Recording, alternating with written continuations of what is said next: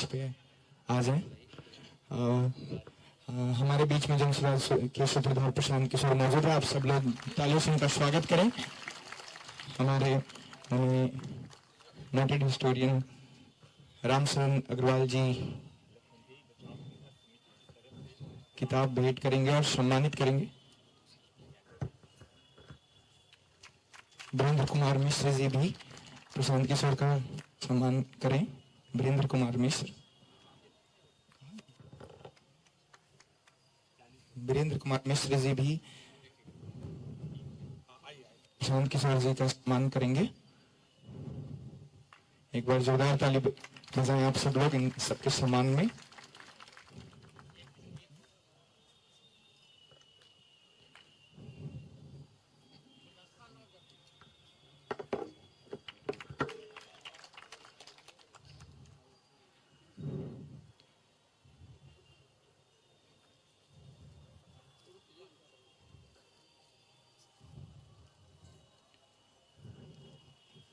वीरेंद्र कुमार मिश्र जी प्रशांत किशोर को सम्मानित कर रहे हैं। सर को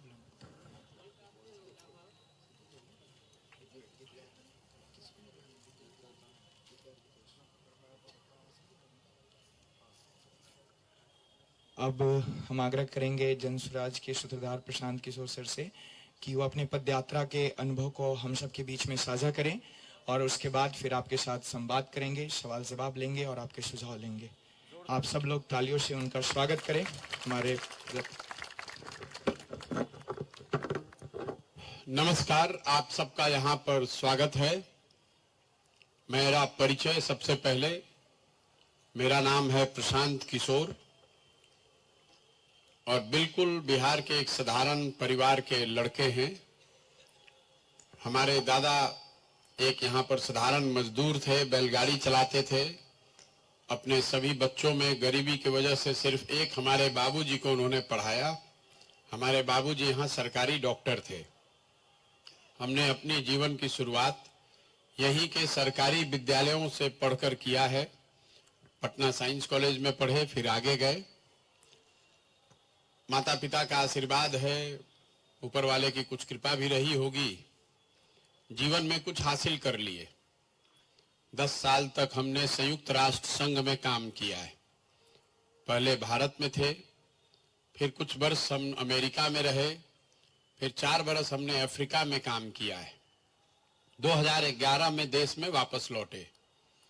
और आप में से कुछ लोग जिस परिचय से हमको जानते हैं या मीडिया वाले जो मेरा परिचय कराते हैं, राजनीतिक रणनीतिकार, प्रबंधक वगैरह वगैरह, जीवन में हमारा राजनीति से कभी कोई लेना देना नहीं रहा। लेकिन उस काम को हमने 2011 से 21 तक 10 वर्षों में किया है।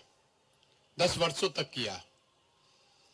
और ये ऊपर वाले की कृपा ही है कि जिस व्यक्ति को, जिस परिवार में राजनीति से कोई लेना देना नहीं है, इसके बावजूद हमने जिसका भी हाथ पकड़ा है वो 10 वर्ष में कोई चुनावे नहीं हारा।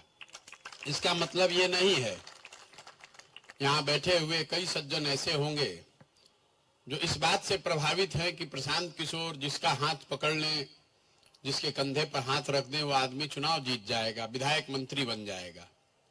तो मैं आपको पहले निराश करना चाहता हूं कि हमारे पास ऐसा कोई गुण, कोई हुनर है नहीं। ये आपके मन का भ्रम है। लोग पदयात्रा में बड़ी बड़ी बात करते हैं, यहाँ मन से भी कुछ अच्छी बातें हुई हैं, लेकिन सच्चाई यही है कि यही पदयात्रा इससे भी ज्यादा शुद्धता और ईमानदारी से प्रशांत किशोर या इसके जैसा ही कोई व्यक्ति कर रहा होता और 10 वर्ष में उसने देश भर में चुनाव नहीं जिताया होता, तो अब तक जनता ने उसका हंसी उड़ा के उसका किनारा लगा दिया होता। हमारे लिए भी लोग अभी पीछे हंसते ही हैं। बहुत लोग ऐसे हैं जो हंसते हैं, अरे भाई बिहार में से घूमने से क्या होगा, ये सुधरने वाला नहीं है। आप में से जो सो कॉल्ड प्रबुद्ध लोग हैं, वो उनकी भी सोच है भाई सुधरने वाला नहीं है। देख रहे हैं, कुछ कर रहे होंगे, लेकिन उनके मन में कहीं ना कहीं ये भी जानकारी है कि ये वही आदमी है जिसने 10 वर्ष में जिसको चाहा उसी को चुनाव जिता दिया। तो वो डर भी है। जो राजनीतिक लोग हमसे जुड़ने आते हैं, वो ज्यादातर आदमी वैसा ही है जो इधर गमछा डाल रहा है। वो जान रहा है कि हम जहां भाजपा में हैं, आरजेडी में हैं, वही ज्यादा व्यवस्था अच्छा है, लेकिन वो प्रशांत किशोर का डर है 10 साल का। अरे भाई कहीं कुछ ऐसा खड़ा कर दिया तो इधर भी चल के हाथ अपना डाल देते हैं। भैया हम पूरी तरीके से आपके साथ हैं। हमको खूब इस बात का एहसास है कि वो हमारे साथ कोई नहीं है। लोग ऐसे ही हैं। अगर आप में इतनी ही शुद्धता होती, अगर आप इतने ही समझदार होते, तो आपको किसी प्रशांत किशोर की क्या जरूरत थी? आप तो अभी तक अपने नहीं सुधार लिए होते। आपको इंतजार करना था कि कोई आएगा जगाएगा हमको। ऐसी बात नहीं है।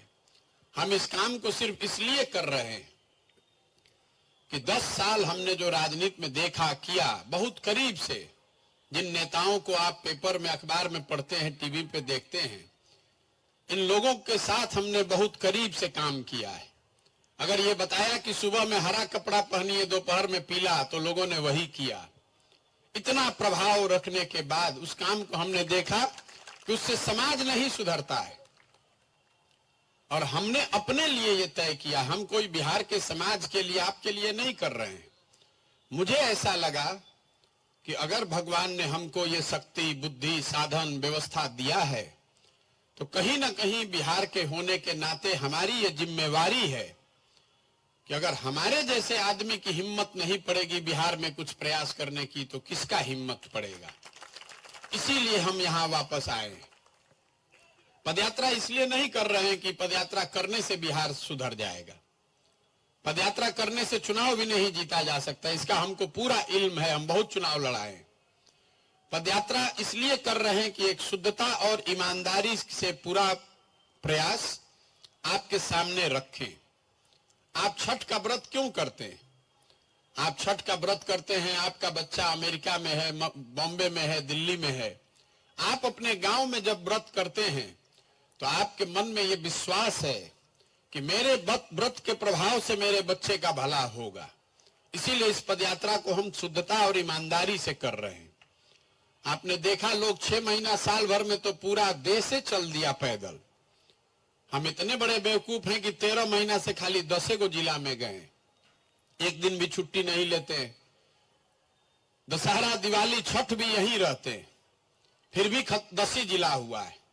इसलिए कि ये पूरे पदयात्रा में रोड मापने का अभियान नहीं है, ये भीड़ जुटाने का कार्यक्रम नहीं है।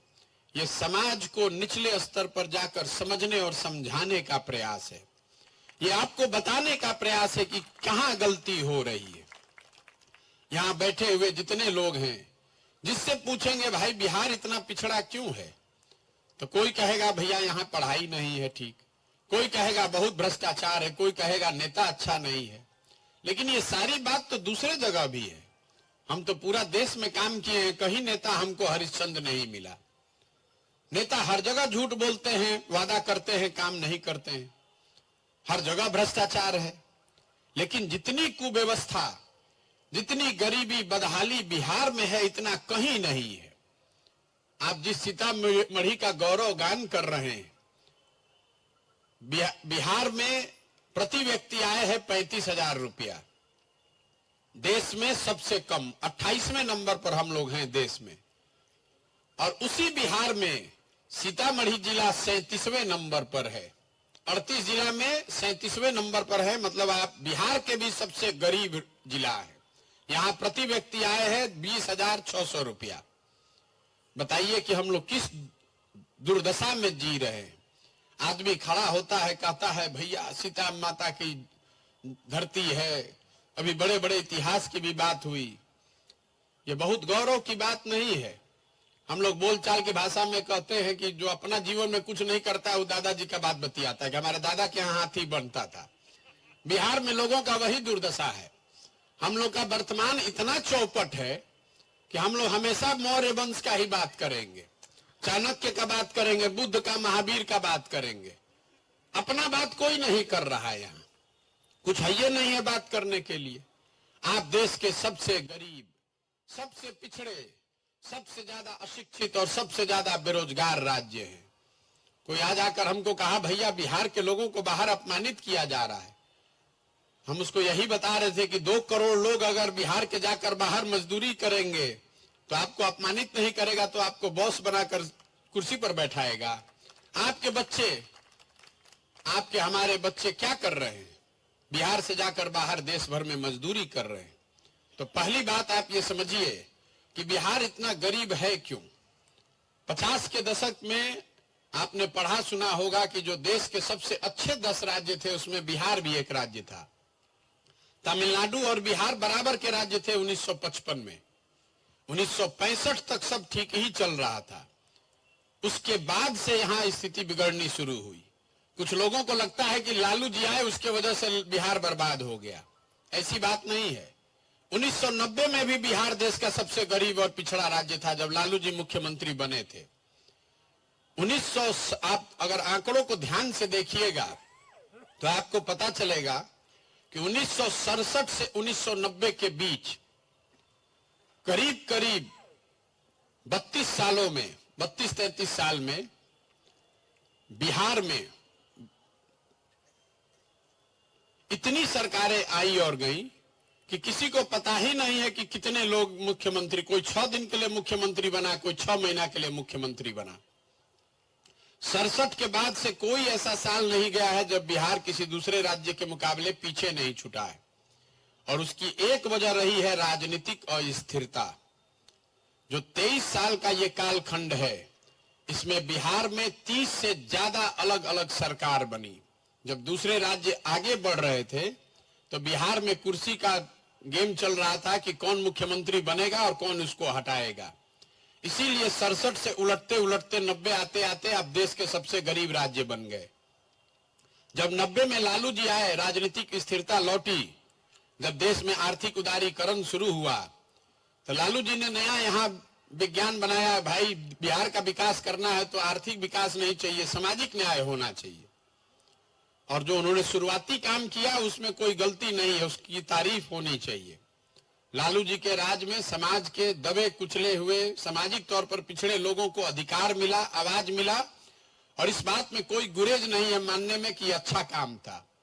गलती यह हुई कि जिन समाज को उन्होंने आवाज दिया उन्हीं समाज के बच्चों को उन्होंने कभी पढ़ाई की व्यवस्था नहीं कराई। जिनको आवाज दिया उसको जमीन नहीं दिया।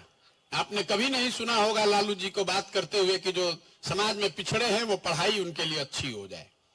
आपने बिहार में भूमि सुधार की बात कभी नहीं सुनी होगी। तो लालू जी ने या तो अज्ञानता में या राजनीतिक चतुरता में यह सुनिश्चित किया कि जिन वर्गों को आवाज मिले उनको शिक्षा नहीं मिले, उनको जमीन नहीं मिले, उनको पूंजी नहीं मिले। और इन 3 चीज के अभाव में आप कभी तरक्की कर ही नहीं सकते। फिर नीतीश जी का दौर आया। नीतीश जी का दौर को आप 2 भाग में देख लीजिए तो राजनीतिक अस्थिरता की जो बात मैंने पहले बताई वो आपको समझ में आएगी।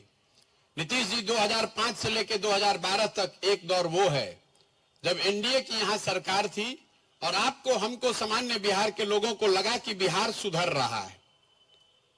और 12 के बाद नीतीश कुमार जी आज अभी 23 तक 6 अलग अलग सरकार बना चुके हैं। आपको 2 गो याद है, महागठबंधन और एनडीए। लेकिन अगर आप ध्यान से देखिएगा तो 12 में नीतीश कुमार ने एनडीए का गठबंधन तोड़ा, माइनॉरिटी की सरकार बनाई। 1.5 साल सरकार चला, 14 में लोकसभा में हार गए तो इस्तीफा देके मांझी जी को बना दिए। फिर 8-9 महीना मांझी जी रहे, उनको हटाए, फिर वापस बने। ये तीसरा प्रयोग की हुआ।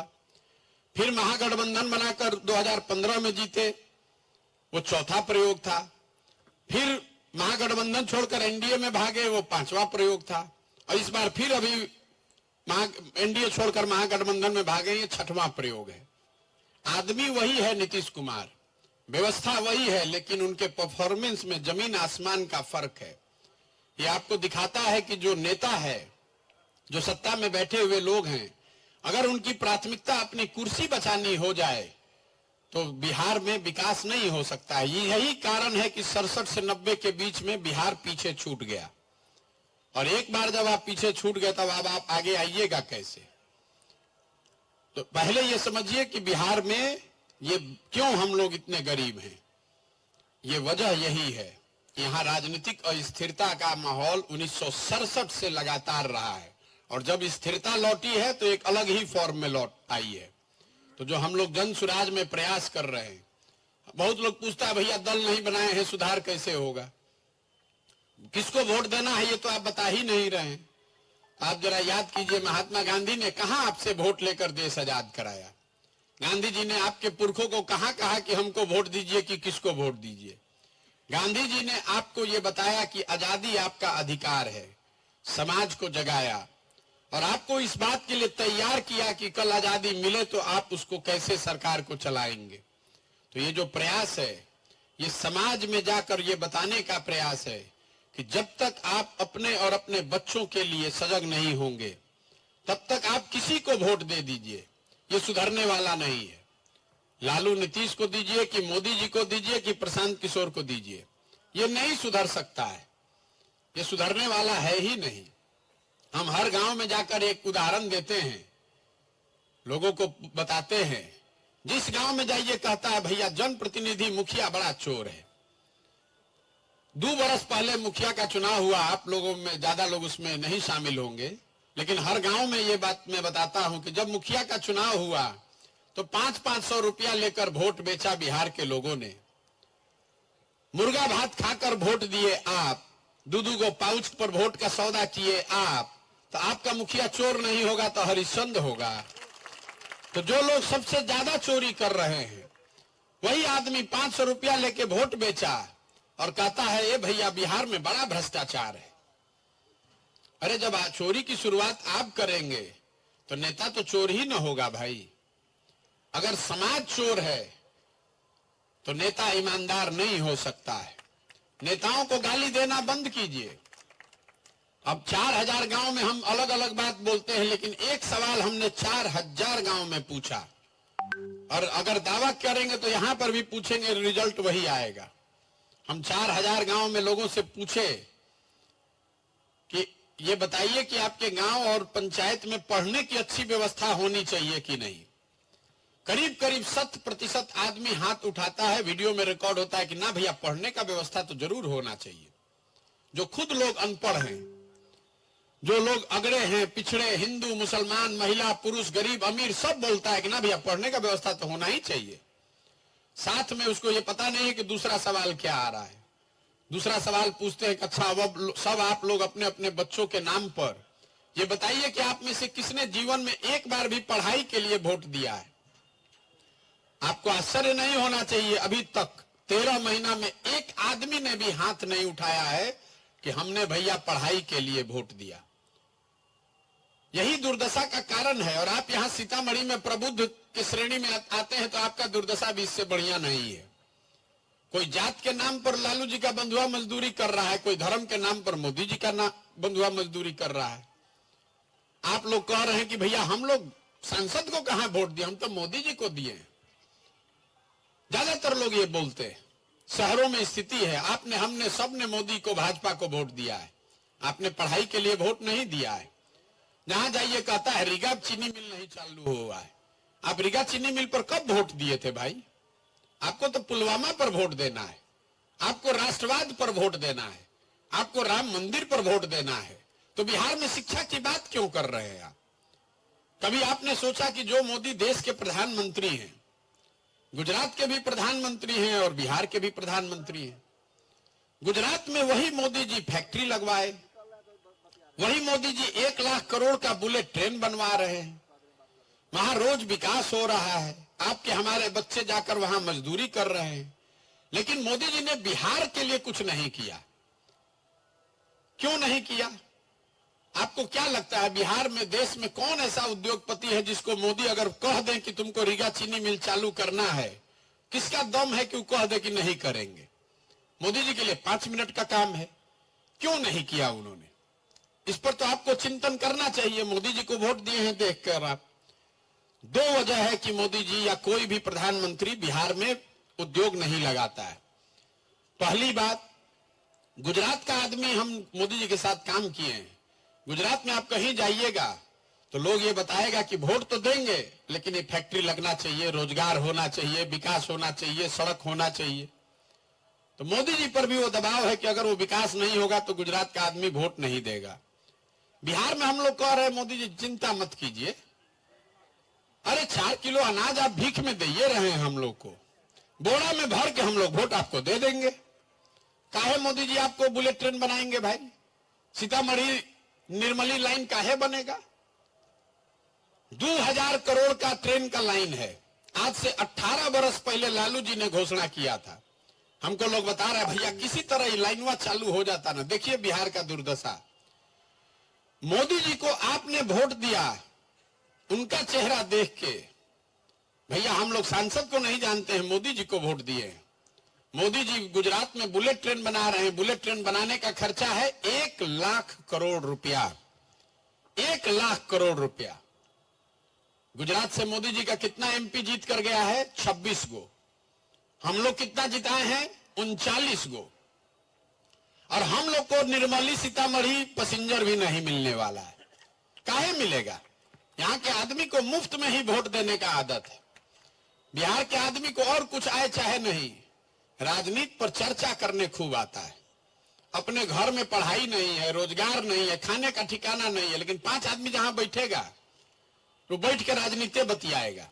हम रास्ते में चले हैं तो आपको बताना चाहते हैं, हमको गांव देहात में ऐसा आदमी भी मिला जो इजराइल फिलिस्तीन की बात कर रहा है। भैया गाजा में क्या होना चाहिए? भैया यूक्रेन में कैसे लड़ाई रुकेगा?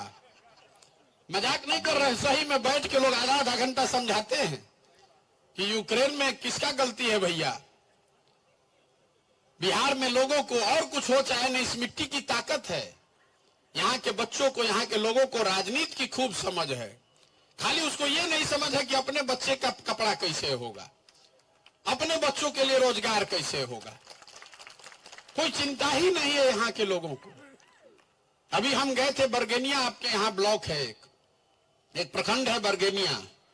हम जब 3-4 घंटा चल लिए, ऐसा लगा कि प्राण निकल जाएगा। इतनी घबराहट हुई वहां की गरीबी और बदहाली देखकर। जो लोग वहां आए थे चाय पीने के लिए, हम रुकते हैं आधे रास्ता चलने के बाद हर दिन, लोग एकदम इत्मीनान से बैठे हुए। उसी दुर्दशा में हम पूछे भाई इतना गरीबी तो हम इतना प्रखंड 200 से घूम कर आ रहे हैं, इतना गरीबी तो कहीं नहीं देखे। क्या कीजिएगा भैया, ऐसे ही चल रहा है।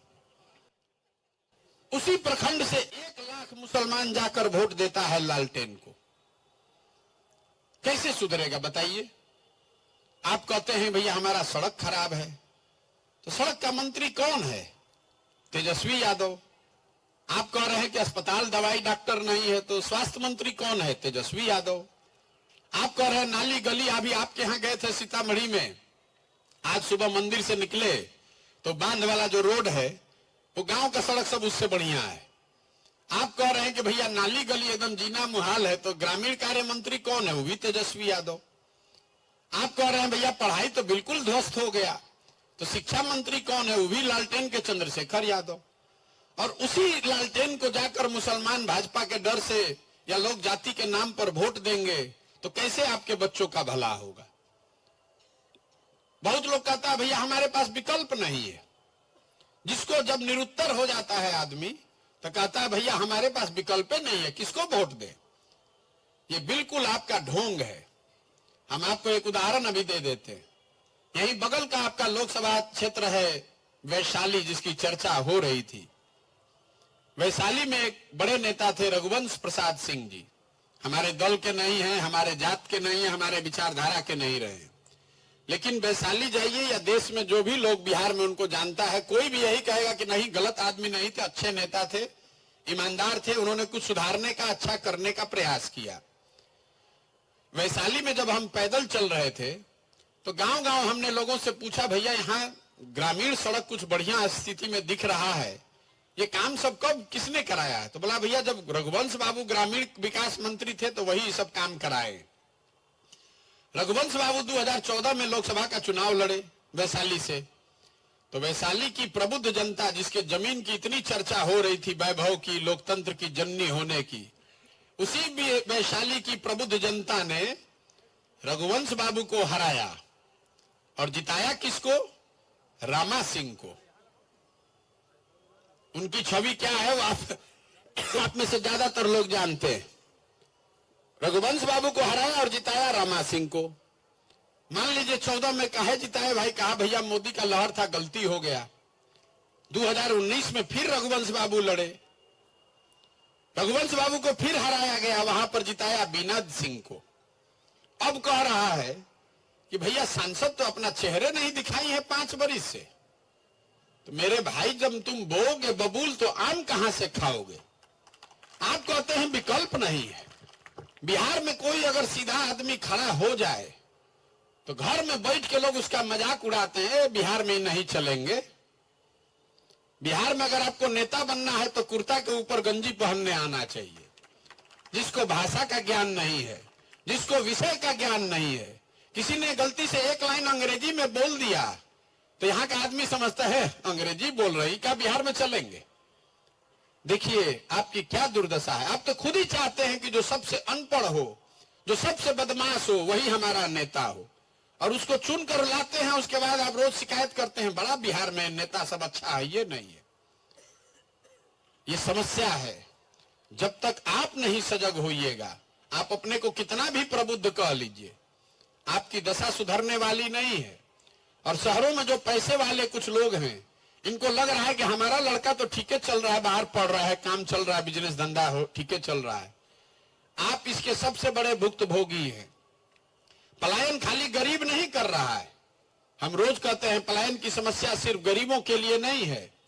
आप भी जरा गौर से देखिए तो आपको भी अपने बच्चों के साथ रहने का सुख नहीं है। अगर आपके पास पैसा है तो आपका बच्चा भी पढ़ने के लिए बाहर ही जा रहा है। अगर पढ़ लिख के नौकरी पा लेगा तो कभी बिहार में लौटेगा नहीं। हमारा बच्चा लौट सकता है, कभी नहीं लौटेगा बिहार में। तो ये मत समझिए कि हम अगर कुछ पैसा कमा रहे हैं, आप कमा रहे हैं, तो अब हम आपका जीवन ठीक होने वाला है। अगर समाज बर्बाद होगा, अगर जहाज डूबेगा तो उसमें बैठा हुआ हर आदमी डूबेगा। वो बिहार में लोगों को, प्रबुद्ध लोगों को ये समझना चाहिए। प्लेटो ने बहुत एक अच्छी बात आज से सैकड़ों साल पहले बताई। ग्रीस के बड़े दार्शनिक थे। If you do not participate in democracy, be ready to be ruled by your inferior.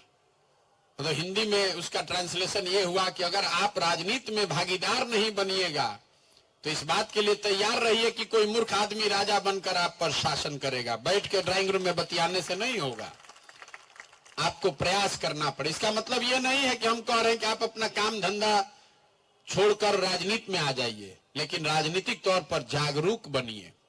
बंधुआ मजदूरी मत कीजिए, चाहे जात के नाम पर कीजिए, राष्ट्रवाद के नाम पर कीजिए। कहता है कि हम मोदी जी को वोट दिए हैं देश को मजबूत करने के लिए। आप अपने आप को प्रबुद्ध कहते हैं।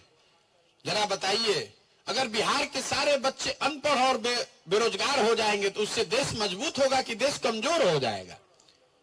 अगर बिहार की प्रति व्यक्ति आय 35,000 रुपए है तो उससे देश का प्रति व्यक्ति आय घट रहा है कि बढ़ रहा है। हम लोग तो पूरे देश की व्यवस्था को नीचे कर रहे हैं। देश का प्रति व्यक्ति आय है 1,35,000 रुपया, बिहार का है 34,000 रुपया, सीतामढ़ी का है 20,000 रुपया, और आप देश के नाम पर वोट दे रहे हैं। गलती मोदी जी, लालू और नीतीश का नहीं है, वो तो अपना काम कर रहे हैं। यहां बहुत आदमी कहेगा क्या कीजिएगा भैया, जात का राजनीति है। हम आपको कैमरे पर कह रहे हैं कोई जात का राजनीति यहां नहीं है। आपसे पूछेंगे जात का राजनीति कौन करता है, तुरंत लोग कहेगा देखिए ना भैया लालू जी हैं, कितना जात का राजनीति कर रहे हैं। कोई लालू जी जात का राजनीति कभी नहीं किया लालू ने। लालू जी अगर जात का राजनीति करते तो ये बताते कि भाई बिहार का मुखिया, बिहार का मुख्यमंत्री कोई यादव समाज का लड़का होगा और सब यादव जी लोग आप लोग हमको वोट दीजिए। लालू जी कहां कहते हैं? लालू जी ये कहते हैं कि हमारा लड़का राज्य का मुखिया होगा और सब यादव जी लोग आप लोग वोट हमको दीजिए।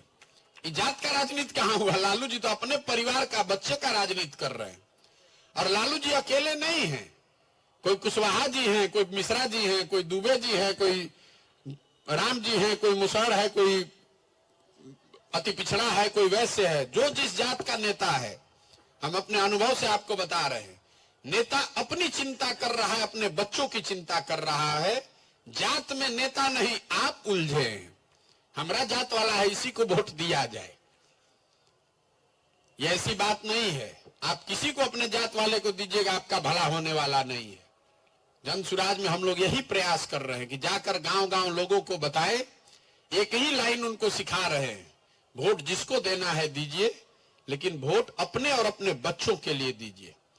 अगर आपको अपने बच्चों की चिंता नहीं है तो आप देश का, समाज का, जात का, राष्ट्रवाद का जितना बात कर रहे हैं सब ढकोसला है। अपने बच्चे का चिंते नहीं है, आप देश को सुधार दीजिएगा। अपना बच्चा पढ़ा लिखा नहीं, आवारागर्दी कर रहा है और आप देश को सुधारने चले हैं। अगर इससे नहीं निकलिएगा तो ये सुधरने वाला नहीं है।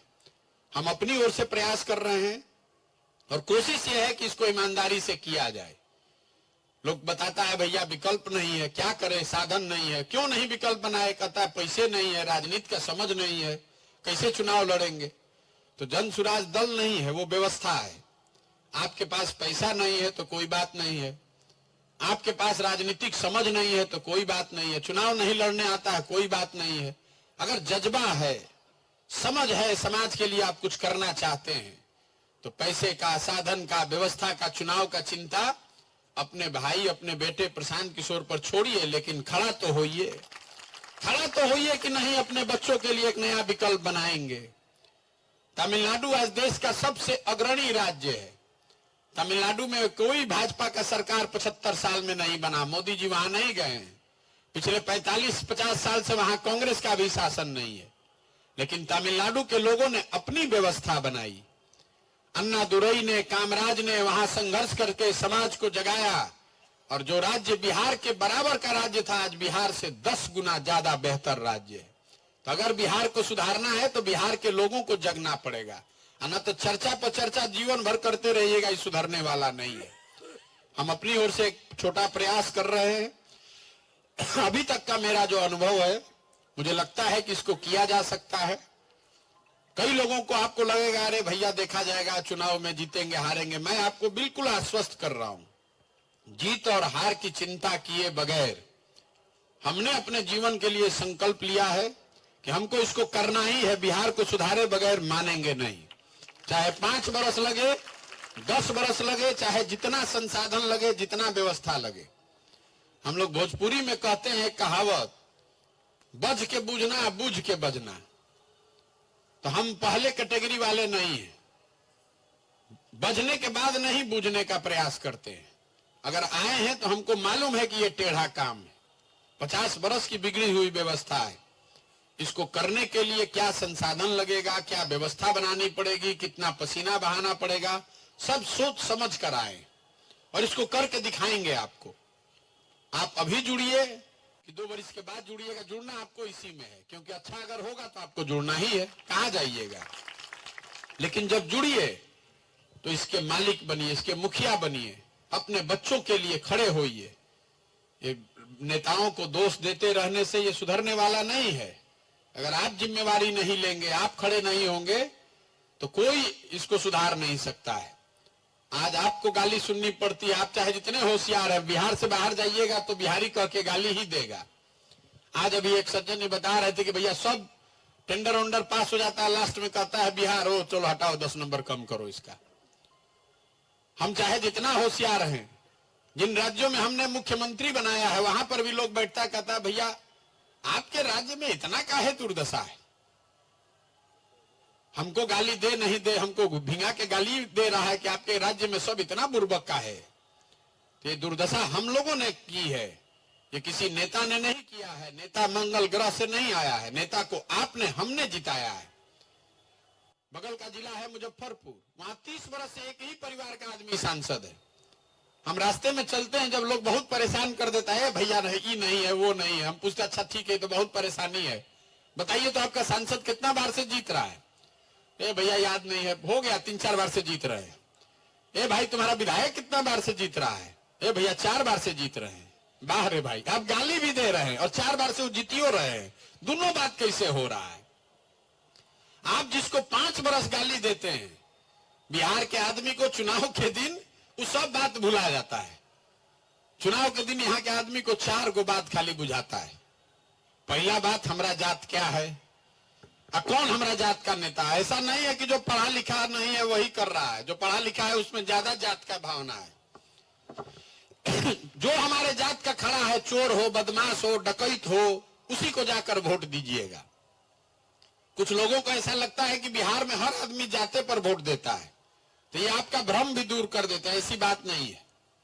बिहार में अगर हर आदमी जात पर वोट देता तो आप बताइए कि मोदी जी को इतना वोट मिलता कैसे? उनके जात का तो आदमी यहां रहता नहीं है। तो जो जात से बचा वो धर्म में फंसा। अरे सब हिंदू एक हो जाइए, मुसलमान नहीं जीतना चाहिए इस बार, पुलवामा हो गया है, पाकिस्तान पर बम गिराना है, अपना बच्चा खाए बगैर मर रहा है, लेकिन इस बार पुलवामा, इस बार पाकिस्तान को सबक सिखा कर मानेंगे। जाके सब आदमी भाजपा को वोट ठोक दिया। जो दोनों से बचा तो कहता है भैया लालू जी का जो राज था ना, अरे कुछ हो जाए, लालू को नहीं लौटना चाहिए। तो चुनाव के 2 दिन पहले तक भाजपा के विधायक को बैठ के गरियाता है घर में। अब वोट के दिन कहेगा ए भाई देखो ललटेन जीत जाएगा, डर के मारे जल्दी चलो चलो, कुछ हो चलो भाजपा वाला ठीक है, 2 रोटी कम में मिलेगा, बिजनेस नहीं चलेगा, कम से कम रंगदारी तो नहीं होगा, अपहरण तो नहीं होगा। तो लालू के डर से जाके भाजपा को देगा। और चौथा हम लोग के ये मुसलमान भाई लोग हैं, इन लोग का दुर्दशा सबसे ज्यादा है समाज में। ये लोग कह रहा है भैया जिए चाहे मर जाए भाजपा को तो वोट नहीं देंगे, भाजपा तो मुसलमान विरोधी पार्टी है। तो भाई बिहार में बचा कौन? बिहार में तो 2 ही दल हम लोग के पास है, एक मोदी जी का भाजपा, एक लालू जी का ललटेन। एगो हमारे नीतीश कुमार है, इनका पता ही नहीं है कि कितना देर ललटेन लेके चलेंगे और कब उछल के कमल पर बैठ जाएंगे। तो जो मुसलमान है वो कहता है भैया जिए चाहे मरे, खाए चाहे मत खाए, है ललटेन दिख रहा है, इसी में किरासन तेल बन के जलेंगे। आप बताइए इसी 4 चीज पर वोट पड़ा है। काहे के लिए घंटों घंटा मंथन कर रहे हैं? भैया पढ़ाई होना चाहिए, अरे फैक्ट्री चलना चाहिए, अरे भ्रष्टाचार कम होना चाहिए। आप जानते हैं, हम जानते हैं, सब नेता जानता है, चुनाव होगा तो बिहार का जनता इसी 4 चीज पर वोट देगा। कैसे सुधरेगा? नहीं सुधर सकता है। इसलिए जगिए, खड़े होइए, समाज में कोई गलती नहीं है। आप अगर सजग होइएगा तो आप में वो क्षमता है। कहता है बिहार में अच्छा आदमी बचा कहां है? तो हम बताते हैं कि अच्छा ये बताइए कि 100 में 1 आदमी अच्छा बचा है कि नहीं? तो ना भैया 100 में 1-2 तो होबे करेगा अच्छा। अगर 100 में 1 अच्छा भी है तो बिहार में कितना आदमी हुआ? 13 लाख आदमी हो गया। अगर आप 100 को अच्छा विधायक बना दीजिएगा तो उसी से बिहार बदल जाएगा। आप तो 13 लाख आदमी ढूंढने की बात कर रहे हैं। तो ये प्रयास है। 3 इसके उद्देश्य हैं कि जमीन पर जाएं, घर घर जाकर लोगों को हाथ जोड़कर ये समझाएं कि भाई वोट एक बार अपने बच्चों के लिए दो, सजग बनो। नेताओं को, दलों का तो बहुत वोट दे दिया तुमने, कभी दल को दिया, कभी नेता को दिया, जात को दिया, धर्म को दिया। एक बार अपने बच्चों के लिए वोट दो। दूसरा प्रयास ये है कि अगर लोग ये समझ जाए तो उनके पास विकल्प बेहतर हो। इसलिए समाज में जो डरे हुए, किनारे कर लिए वाले लोग हैं, उनको बुलाया जाए, उनके साथ मिलकर एक व्यवस्था बनाई जाए, एक नया विकल्प बनाया जाए। इसके साथ साथ एक और काम हम लोग कर रहे हैं। मैं जब महीने महीने जिलों में रहता हूं तो हर पंचायत के लिए अगले 10 साल का एक विकास का योजना बना रहे।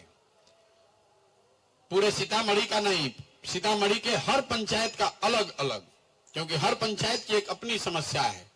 और प्रयास यह है कि हर पंचायत में कम से कम एक पढ़ाई की व्यवस्था, स्वास्थ्य की व्यवस्था और 800 से 1200 अगर रोजगार का अवसर खड़ा कर दिया जाए तो बिहार में पलायन बिल्कुल रुक जाएगा।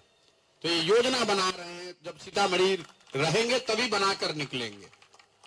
ये 3 उद्देश्य है कि सबसे पहले समाज को समझाया जाए, दूसरा अगर समाज समझ जाए तो उसके सामने एक बेहतर लोगों का विकल्प दिया जाए, और अगर लोग अच्छे लोगों को चुनकर ला भी दें तो उनके पास काम करने के लिए, बिहार को सुधारने के लिए एक योजना हो जो जमीन से सोच समझकर बनाया गया हो, जिसमें दुनिया भर के विशेषज्ञों की राय शामिल की गई हो। और ये सब करके जब इसको प्रयास किया जाएगा तो मेरा अपना मानना है कि आने वाले 10-15 सालों में बिहार को बेहतर बनाया जा सकता है। एक दिन में तो नहीं सुधरेगा, लेकिन 10-15 साल में बिहार में भी वो स्थिति आ सकती है कि दूसरे राज्यों से लोग आकर यहाँ पर रोजगार करें। 10 टॉप 10 में तो हम लोग निश्चित पहुंच सकते हैं। बहुत आदमी, नेता सब कहता है हम बिहार को नंबर 1 बना देंगे। बताइए, जो नंबर 1 स्टेट है उसका प्रति व्यक्ति आय है 2 लाख रुपया, अब बिहार का प्रति व्यक्ति आय है 35,000 रुपया। किस रफ्तार से आप बढ़िएगा कि 2 लाख को पार कर जाइएगा? कहता है बिहार को नंबर 1 बना देंगे। वाह, इतनी समझ है लोगों की यहाँ। तो मेरे भाई, आप लोगों पर बड़ी जिम्मेवारी है। लोग कहता है कि शहर से ही चर्चा होती है। आप हर वो व्यक्ति है जिसके पास 100, 150, 200 लोग आपसे जुड़े हैं।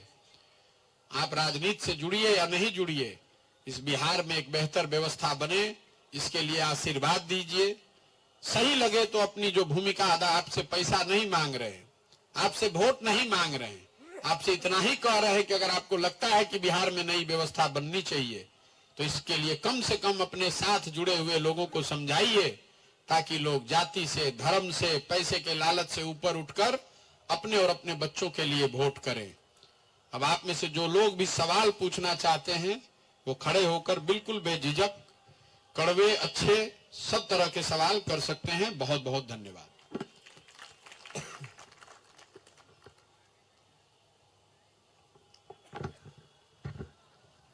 अपना परिचय दे दीजिए और उसके बाद।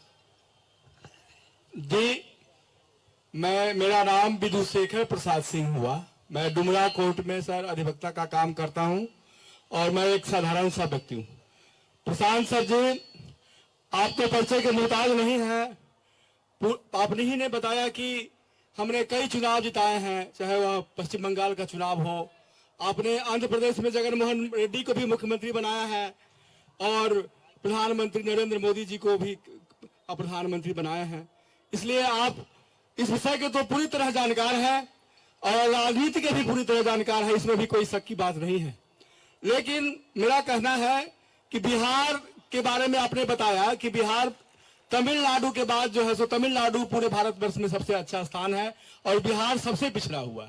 पिछड़ेपन के कारण भी आपने कई कारण भी गिनाए कि हम लोग की राजनीतिक समझ कम है, राजनीति, और हम लोग जागरूक नहीं है। हम लोग, और आपने जो राजनीतिक लोग हैं, चाहे राजनेता जो है, उस पर कभी दोष नहीं बताया कि हम लोग की गलती के चलते हम लोग ने जात के आधार पर, धर्म के आधार पर और कई अन्य आधार पर हम लोग वोट करते हैं और जिसका परिणाम ये होता है कि यह जो राजनेता है हमारी बात सुनते नहीं है।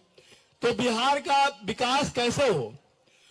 हम देख रहे हैं कि अभी तक की जो राजनीतिक व्यवस्था है, उस राजनीतिक व्यवस्था में चाहे दल कोई भी हो, नीतीश कुमार जी भारतीय जनता पार्टी के साथ रहे, एनडीए के साथ रहे, तो सवाल क्या है सर? सवाल में ही आ रहा हूं, और चाहे वो फिर चले आए महागठबंधन के चले आए, लेकिन जो व्यवस्था है, जो सिस्टम है, वो सिस्टम बदल नहीं रहा है। चाहे वो कांग्रेस का शासन रहा हो, राजद, सिस्टम का क्या मतलब है कि आप तक रहे कि मानव की मूल आवश्यकताएं क्या है, भोजन, वस्त्र और आवास। और बिहार की समस्या क्या है? आप बिहार की मुख्य समस्या पलायन की बात कर रहे हैं। निश्चित रूप से पलायन की बड़ी समस्या है और पलायन की समस्या पर हम तो जहां तक मेरा 1990 से मैं देख रहा हूं बिहार को, अभी तक पलायन रुका नहीं है। और पलायन जो रुका नहीं है, सवाल मेरा यही है कि पलायन कैसे रुका हो? जब लालू जी के शासनकाल में जो कुछ फैक्ट्रियां खुली भी, आपका सवाल है कि पलायन कैसे रुकेगा? पलायन कैसे रुकेगा? और जो ये सिस्टम जो हम देख रहे हैं कि जो सिस्टम में आप रोड बना रहे हैं, सड़क बना रहे हैं, वहाँ 30%, 20% जो कमीशन लिए जा रहे हैं, चाहे पढ़ाई हो, बता रहे हैं मैं बता रहा हूँ, और सस्ता मेरे साथ, चाहे पढ़ाई की बात आप कह रहे हैं, चाहे शिक्षा की बात कर रहे हैं, चाहे चिकित्सा की बात कर रहे हैं, सरकार तो बदल जाती है लेकिन सिस्टम वही रहता है। सिस्टम में कैसे बदलाव? ठीक। माननीय का एक सवाल जो था कि बिहार से पलायन कैसे रुकेगा, जन सुराज का ये पहला संकल्प है कि जो व्यवस्था, जो विजन हम लोग बनाए हैं, प्रोग्राम बनाए हैं कि और कुछ हो चाहे नहीं, साल भर में पलायन रिवर्स हो जाएगा। एक मैं आपको उदाहरण देता हूं। आपने कहा कि बिहार में उद्योग धंधे नहीं हैं, बाहर का आदमी यहां आकर उद्योग नहीं लगाता है। आप सोचते हैं कि कोई चीनी मिल चालू हो जाएगा तो उससे रोजगार आएगा। रोजगार के लिए क्या चाहिए? मूल स्तर पर अगर आप देखेंगे तो रोजगार के लिए शिक्षित समाज चाहिए और रोजगार करने के लिए, व्यापार करने के लिए पूंजी चाहिए। बिहार के लोग ही बाहर जाकर मजदूरी कर रहे हैं, तो मान लीजिए कि एक बार को अशिक्षित समाज भी रहे लेकिन मजदूरी तो कर सकता है अगर यहाँ फैक्ट्री हो, कोई उद्योग व्यापार हो तो सबसे बड़ी बिहार में जो कमी है यहाँ है वो है पूंजी की कमी। लोगों के पास पूंजी आता कहां से? पूंजी आने के दो रास्ते। अगर आप पैसा कमाएंगे तो जो बचत आप करते हैं वही आपकी पूंजी बनती है, उससे आप रोजी रोजगार, व्यापार करते हैं, घर बनाते हैं, गाड़ी खरीदते हैं। पूंजी का जो दूसरा बड़ा स्रोत है वो है बैंकों से जो आपको कर्ज मिलता है। इसकी चर्चा बिहार में कहीं होती नहीं है। अगर आप आरबीआई जो है, रिजर्व बैंक ऑफ इंडिया है, वो एक आंकड़ा जारी करता है, बैंकों के पास ये वैधानिक उन पर मजबूरी है कि जितना पैसा आप और हम बैंक में जमा करते हैं उसका 70% पैसा उनको कर्ज के तौर पर समाज को वापस देना है। ये उनका बिजनेस का मॉडल भी है और वैधानिक जिम्मेवारी भी है। तो प्रति व्यक्ति आए तो एक दिन में बढ़ेगा नहीं, तो आपके पास अपना पैसा नहीं आएगा। लेकिन अगर आपको बैंक कर्ज दे तो आप कुछ बेहतर काम कर सकते हैं। अब बिहार में क्या दशा है, रिजर्व बैंक ऑफ इंडिया एक आंकड़ा जारी करता है जिसको कहते हैं क्रेडिट डिपॉजिट रेशियो, मतलब बैंकों में बिहार की गरीब जनता ने कितना पैसा रखा और सभी बैंकों ने मिलकर कितना पैसा वापस आपको कर्ज दिया। पिछले साल ये रेशियो बिहार में था 40%।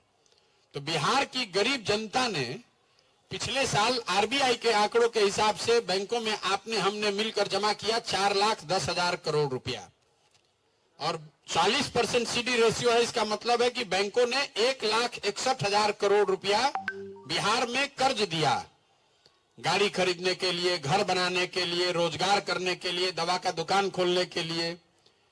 होना कितना चाहिए था, 2,80,000 करोड़ रुपया। बाकी पैसा कहां गया, बाकी पैसा बैंकों ने यहां से उन राज्यों में ट्रांसफर कर दिए जहां पर उद्योग लग रहा है, व्यापार हो रहा है। तो अगर आप आंध्र प्रदेश को देखिएगा, तेलंगाना, तमिलनाडु, गुजरात, महाराष्ट्र, केरल को देखिएगा तो वहां सीडी रेशियो है 102%, 95%। मतलब अगर लोग वहां 100 रुपया जमा कर रहे हैं तो 100 रुपया उनको कर्ज बैंक दे रहा है। इसका असर क्या हुआ बिहार में, 1990 में जब लालू जी मुख्यमंत्री बने तो सीडी रेशियो था 40%। लालू जी के शासनकाल में जब व्यवस्था बिगड़ी तो ये घटते घटते हो गया 2004 में जब 4 तक 34%, फिर बढ़ के अभी 40 हुआ है। आरबीआई का आंकड़ा बताता है कि 1990 से लेकर पिछले वित्तीय वर्ष तक, इस आंकड़े को याद रखिएगा, बिहार में कोई बताएगा नहीं आपको, 26,35,000 करोड़ रुपया, 26,35,000 करोड़ रुपया आपका हमारा जो आपने बैंकों में रखा, वो बैंकों ने लोन दिया बॉम्बे में, बैंकों ने लोन दिया गुजरात में, बैंक ने लोन दिया कर्नाटक में, दिल्ली में। तो आपका पूंजी यहां से खाली लोग नहीं जा रहे हैं, यहां से आपकी पूंजी भी जा रही। तो आपको रोजगार मिलेगा कैसे। आप यहां से अगर नोएडा में घर खरीदना चाहते हैं तो बैंक वाला आपको तुरंत फाइनेंस कर देगा। रोज आप टीवी में प्रचार देखते हैं, हमारा इंटरेस्ट का दर, ब्याज का दर कम है। अब बिहार में आपको घर बनाना है, लोन लेने जाइएगा तो 20,000 रुपया घूस दीजिएगा तो 1,00,000 रुपया आपको मिलेगा। ये जो पूंजी की स्कार्सिटी है, आप कुछ मत कीजिए, खाली बैंक 70% यहां लोन देना शुरू कर दे तो हर आदमी, आप वकील हैं, आप एक चैम्बर खोल सकते हैं, वहां 4 आदमी को नौकरी दे। मान लीजिए आपको बाल काटने आता है, अगर आपके पास 1,00,000 रुपया का कर्जा मिल जाए तो आप सैलून खोलिएगा, उसके मालिक बनिएगा, 4 आदमी को नौकरी दीजिएगा। अगर वो 1,00,000 रुपया नहीं है तो दिल्ली में जाकर कहीं 5,000 रुपया में बाल काटिएगा। तो पूंजी की जो उपलब्धता है, अगर उसको सुलभ बना दिया जाए तो सबसे बड़ा असर पलायन पर उससे पड़ेगा। अगर यहाँ के लोगों को घर बनाने का पैसा लोन मिलने लगे, तो अगर यहाँ सीतामढ़ी में 1,000 ज्यादा घर बनेगा तो कितने ज्यादा मजदूर यहाँ पर काम करेंगे। अगर यहाँ पर 100 ज्यादा गाड़ी बिकेगी तो कितने ज्यादा लोगों को रोजगार मिलेगा। जब तक पूंजी उपलब्ध नहीं कराया जाएगा तब तक बिहार से बेरोजगारी और पलायन नहीं रुक सकता है। चाहे चीनी मिल 1 चालू हो जाए कि 10 चीनी मिल चालू हो जाए, कितने लोगों को आप चीनी मिल में नौकरी दे दीजिएगा। घर घर में लोगों के पास शिक्षा और पूंजी, अगर ये 2 चीज आपने उपलब्ध करा दिया तो आपको बहुत बड़े स्तर पर रोजगार आप पैदा कर सकते हैं। तो हम लोग की सोच ये है, और ऐसा नहीं है कि ये बैंक का कोई मनमानी है। अब आप ये कहिएगा बिहार में ये क्यों है, तो जैसे इस कमेटी को का जो हेड है वो मुख्यमंत्री हैं। मुख्यमंत्री इसकी मीटिंग भी करते हैं कि भैया बैंक ने 70% लोन दिया कि नहीं दिया। लेकिन जैसे डॉक्टर नहीं सुन रहा है मुख्यमंत्री की बात, जैसे इंजीनियर नहीं सुन रहा है, अफसर नहीं सुन रहा है, वैसे बैंक वाला भी नहीं सुन रहा है। और सरकार में यहाँ किसी को इसकी ना समझ है ना चिंता है। आप किसी बिहार के नेता को बुलाइए और उसको पूछिए कि भाई प्रशांत किशोर ये कह रहे हैं कि आरबीआई का आंकड़ा है, आप जाके इंटरनेट पे देख लीजिएगा, कि 26 लाख करोड़ रुपया बैंकों ने यहां से ट्रांसफर कर दिया। आपने कभी इसकी ना चर्चा सुनी होगी, ना कोई बात करता है। बहुत पढ़ा लिखा आदमी भी नहीं समझता है। तो आपके बच्चे ही नहीं जा रहे हैं मजदूर बनकर, आपका पूंजी भी जा रहा है। आप जो पढ़ लिख गया वो जाकर बाहर नौकरी करेगा, जो पढ़ा लिखा नहीं जाकर बाहर मजदूरी करेगा। और जो लोग यहाँ पैसा 2-4 रुपया बचा रहे हैं वो पैसा भी बैंक से जा रहा है, तो यहाँ बचेगा क्या? पूंजी है नहीं, ज्ञान है नहीं, तो आप मजदूरी ही तो करेंगे और क्या करेंगे। जी पूछिए, पूछिए जितना सवाल पूछना, हम तो यहीं बैठे हुए हैं।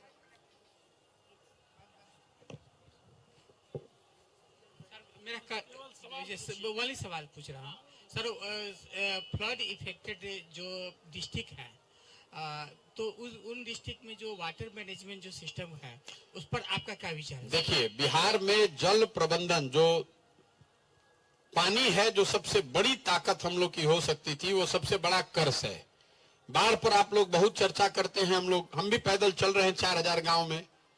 50% भूमि जो है बिहार में वो बाढ़ से प्रभावित है। वो तो एक समस्या है, लेकिन उससे बड़ी समस्या है कि जो बाकी के 50% जमीन है, जैसे आपके सीतामढ़ी में जितनी एग्रीकल्चर जमीन है उसमें 36% जमीन ऐसा है जहां पर सिंचाई की सुविधा नहीं है, और करीब करीब 10% जमीन ऐसे है जिसमें जल जमाव की समस्या है या नदियों के कटाव का मामला है। तो करीब करीब 100% जमीन या तो बाढ़ से प्रभावित है, और अगर बाढ़ से बचा तो सूखे से या जल जमाव से प्रभावित है। तो जब तक जल प्रबंधन को होलिस्टिकली नहीं डेवलप किया जाएगा, तब तक बांध बनाने से और नहर बनाने से बात बनने वाली नहीं है। और जल संसाधन जो है यहाँ पर, वो लूट का सबसे बड़ा जरिया है।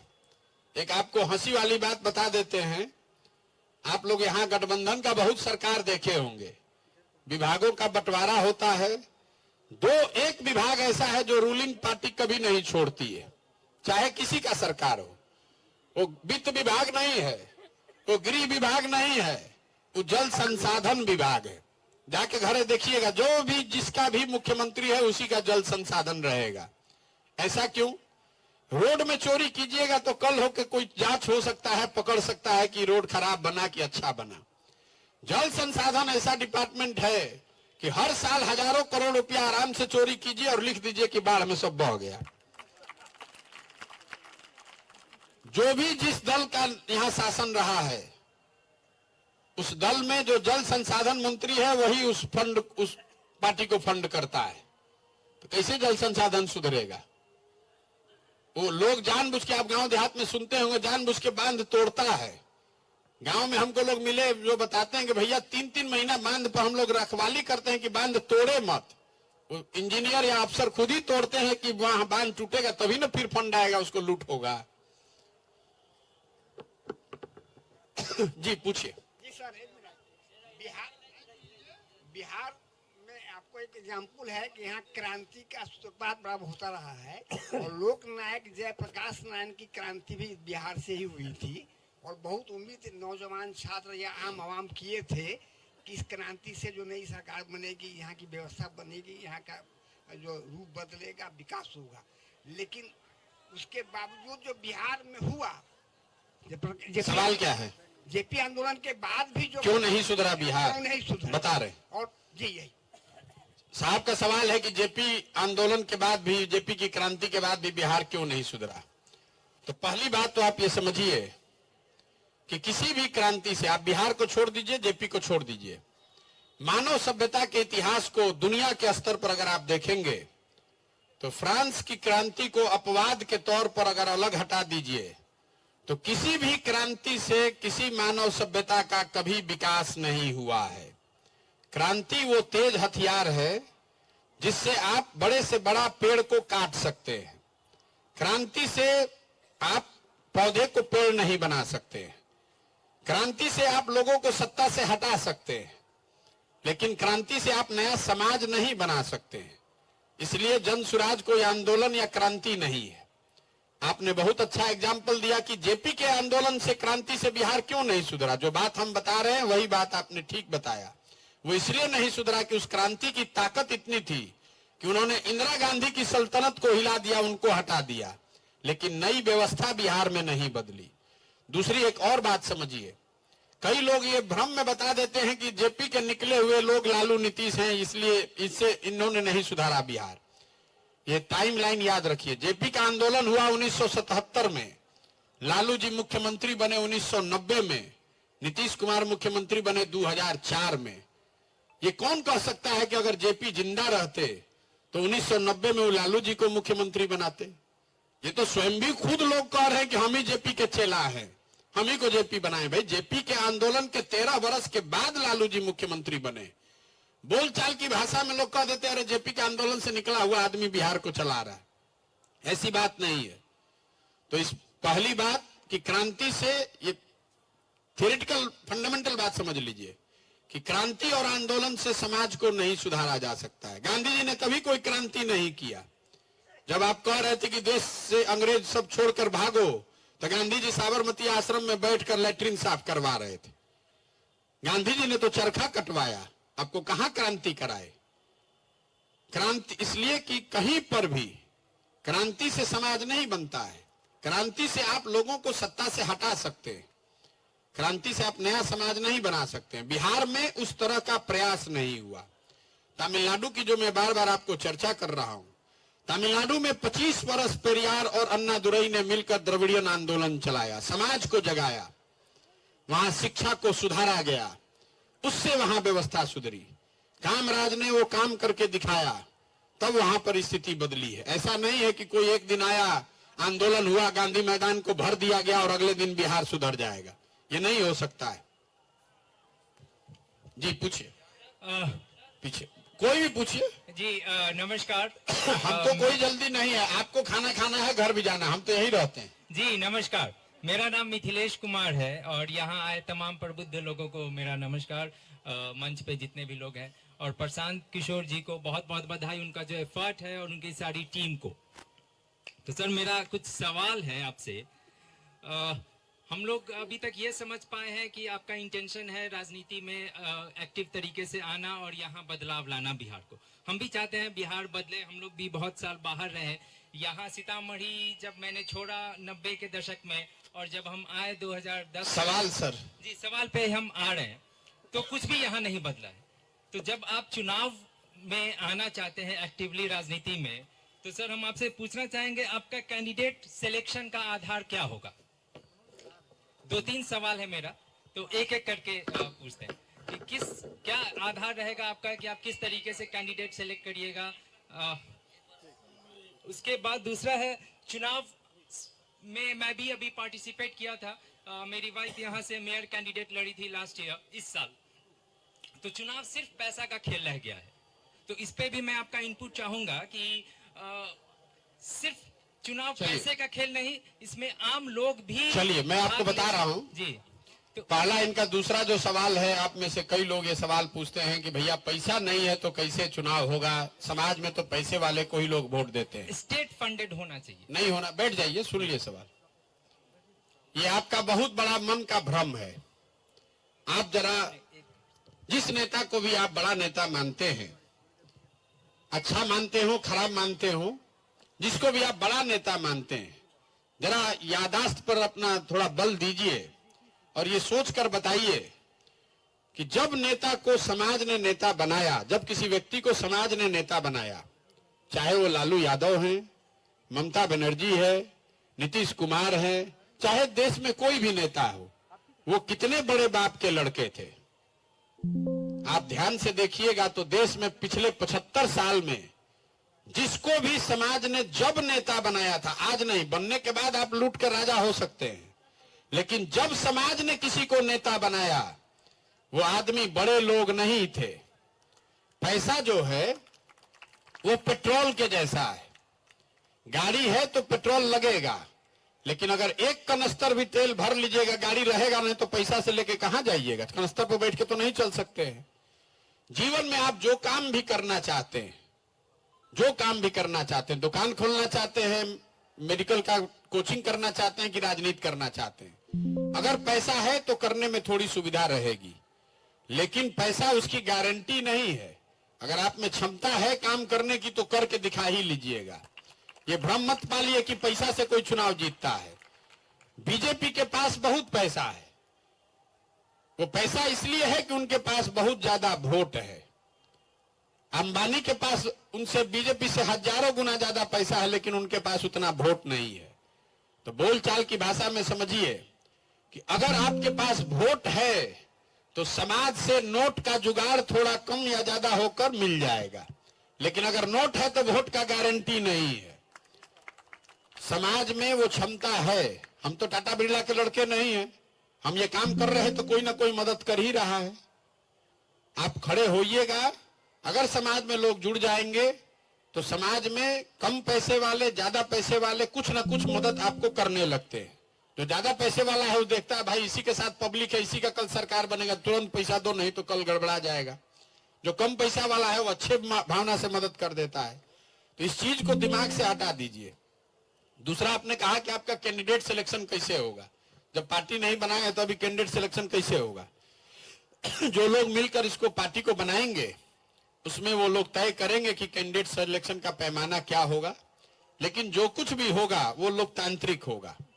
इतना मैं आपको जरूर आश्वस्त कर सकता हूं कि जब वो व्यवस्था बनेगी तो कैंडिडेट वही होगा जो इस संगठन का संस्थापक सदस्य है, इसमें जुड़ा हुआ है और यहाँ का स्थानीय है।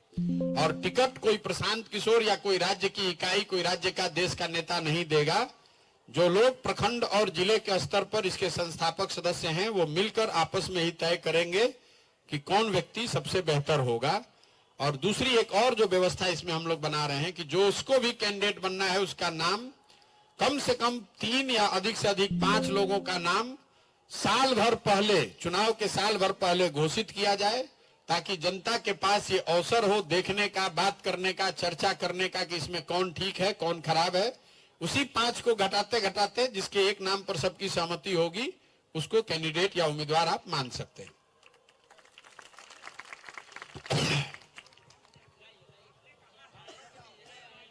तो पीछे ब्लू शर्ट में बहुत देर से खड़े हैं, उनको दे दीजिए बाबा, फिर आप बिहार के तरक्की के लिए आपने कहा है कि एजुकेशन पॉलिसी को, इंडस्ट्रियलाइजेशन के पॉलिसी को परिवर्तन करके आप विकास हम ये सब बात कुछ नहीं, ये सब शब्द हम नहीं बोले। स्टेट की या इंडस्ट्रियलाइजेशन की पॉलिसी सेंट्रल डिसाइड करती है, एजुकेशन पॉलिसी हमने डिसाइड करती है, तो आप किस तरह से परिवर्तन कीजिएगा? बैठिए बैठिए, हम इतने सज्जन यहाँ बैठे हैं, मैंने किसी इंडस्ट्रियल पॉलिसी की बात नहीं की। और आपकी ज्ञान के लिए बता दूं कि इंडस्ट्रियल पॉलिसी सेंटर का मामला नहीं है, स्टेट का मामला है, ठीक है। लेकिन हमने उसकी बात नहीं की, हम बेकार फालतू का बात करते नहीं हैं। हमने आपको ये बताया कि अभी जन सुराज का जो पहला संकल्प है, जो हम पब्लिक को कह रहे हैं, वो बात मैं बता रहा हूं, पलायन को रोकने का, रोजगार का अवसर पैदा करने का। और उसका मैंने आपको एक झलक दिखाया कि कैसे बिहार सरकार का बजट है 2,46,000 करोड़ रुपया और 2,80,000 करोड़ रुपया यहाँ से बैंक बाहर ट्रांसफर कर रहे हैं। तो अगर 2 महीने 3 महीने बेहतर सरकार हो तो वो पैसा बिहार में रह सकता है, उससे रोजगार के अवसर पैदा हो सकते हैं। मैंने इंडस्ट्रियल पॉलिसी की बात नहीं की। आप इतना हल्का मत समझिए कि इंडस्ट्रियल पॉलिसी से बिहार सुधरने वाला है। 1 लाख इंडस्ट्रियल पॉलिसी आया और गया, उससे कुछ बिहार पे फर्क नहीं पड़ेगा। सर, मेरा नाम प्रदीप हुआ, मैं पूर्व मुखिया भी हूँ महिसार पंचायत रूनी सैदपुर ब्लॉक से। सर, जानना ये चाहेंगे केवल, अभी आपके विचारों से वैचारिक रूप से पूरी तरह सहमति है। आपने एक सर बात कही कि आप एक डेवलपमेंट प्लान तैयार कर रहे हैं हर पंचायत के लिए जी। अभी आज की तारीख में सर अगर बात करें तो जो बिहार में मैक्सिमम गाँवों की जो स्थिति है, जहाँ पे लैंड डिस्ट्रीब्यूशन में जो डिस्क्रिमिनेशन है, अगर हम उस पर बात करें बगैर गवर्नमेंट के सपोर्ट के हम कैसे कर पाएंगे आज की तारीख में? क्योंकि आप जब जनसुराज इलेक्शन के बाद गवर्नमेंट में आती है तब तो चीजें आसान होंगी, परंतु आज अगर हम बात करें काम करने की उस दिशा में, नहीं कर सकते। जब तक आप सरकार में नहीं रहेंगे तो आप कैसे करेंगे? लैंड को लेकर जो बात है, नॉट ओनली सर लैंड, केवल लैंड की नहीं बात करेंगे। जैसे अगर हम ओवरऑल बात करें, जैसे बैंकिंग की बात हुई तो बहुत सारी योजनाएं नाबार्ड की है, बहुत सारी योजनाएं चल रही हैं जो लोगों तक नहीं पहुंच पा रही हैं। नहीं मेरे भाई, आप बात समझिए। योजना इसलिए आप बना रहे हैं कि कल सरकार बनने के बाद से फिर सोचना शुरू मत कीजिए। आपके पास पहले से जमीन पर जाकर सोच समझकर बनाया हुआ एक योजना, एक विजन, एक प्लान होना चाहिए, ताकि अगर आपको व्यवस्था कल आती है तो आपको जानकारी है कि किस पंचायत में जलकर ठीक करना है और किस पंचायत में नहर पहुंचाना है, किस पंचायत में सड़क ठीक करनी है, किस पंचायत में जमीन का मामला है। जब तक ये बात पहले से आप तैयार नहीं रखेंगे तो 5-7 बरस तो अफसर लोग आपको ऐसे ही घुमा देता है। वो तो सर अभी भी बन रहा है, प्लान तो अभी भी तैयारी करके ना नहीं बनता है। मैं आपको दावे के साथ कहता हूं, आप अपने विधायक के पास चले जाइए। हमने भी बहुत 10 राज्यों में सरकार बनवाई है। अगर कोई विधायक खड़ा होकर पंचायत का समस्या तो बहुत बड़ा बात होता है, अगर पंचायत का नाम पढ़ दे बिना कागज देखे हुए तो आप अपना जूता लाइएगा, हम अपने सर पर रख के घूम जाएंगे। एग्री है सर, एग्री। जो 3-3 बार से विधायक है उसको अपने पंचायत का नाम नहीं मालूम है, पंचायत का समस्या का तो बातें छोड़ दीजिए।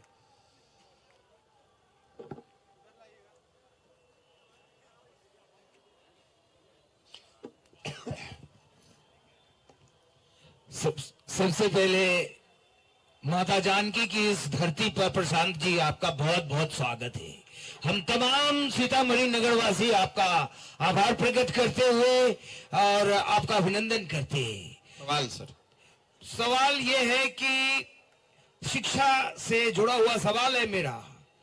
यहाँ तो जिनके पास पैसे हैं वो आराम से पब्लिक स्कूल में बच्चों को पढ़ा लेते हैं।